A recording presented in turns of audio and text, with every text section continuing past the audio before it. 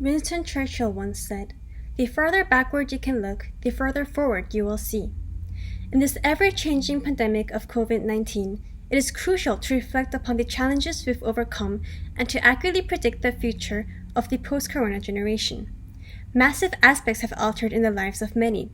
State economies suffer from deprivation of trades, and governments bear burdens impossible to construe. Amidst uncertainties, we as humankind must strive towards the reunification not only of our families and friends, but of the global community. Hello, we are Sven Sol and Jimmy New. Today, we wish to take a dive deeper into analyzing the circumstances of the recent pandemic that had a detrimental impact on both national and international communities. Education is the passport to our future, for tomorrow belongs to those who prepare it for today. Malcolm X. Education for all is the key to foreseeing the future. Diversified approaches to learning have to be made for students to effectively engage in education. To accurately perceive future approaches, we interviewed 20 faculty members from varied backgrounds, ranging from Korean public schools to international schools in Hong Kong, China, and the United States.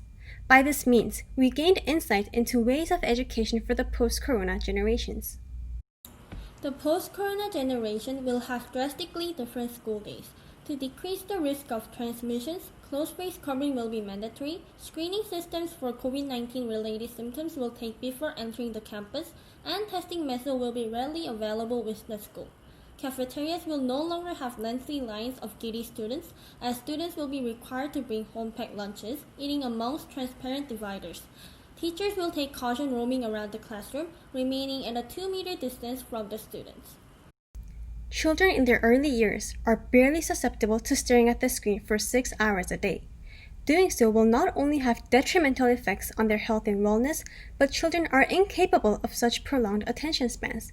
Consequently, Ms. Maya Suzuki, a primary years teacher at Chadwick International School, anticipates that school will adapt to new ways of teaching, holding 30-minute lessons 3 times a week via platforms such as Seesaw and Flipgrid.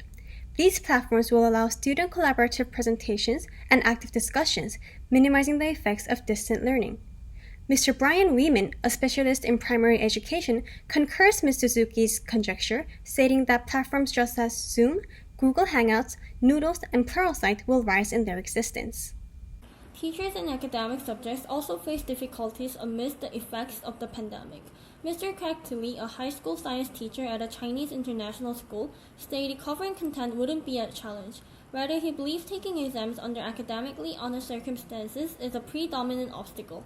Consequently, faculties teaching middle years and beyond were in consensus that the post-COVID-19 generation may allow older students to return to campus only when taking midterms or final exams, under safety regulations of wearing masks and keeping distance from others.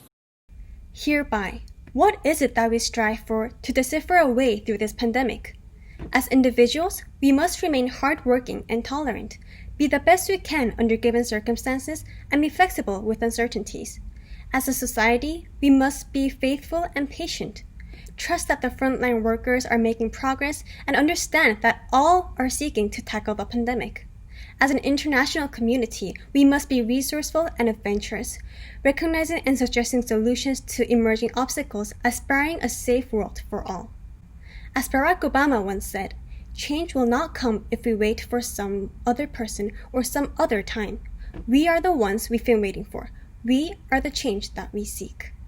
Thank you for listening to our presentation. This was Sven Sol and Jimmy New.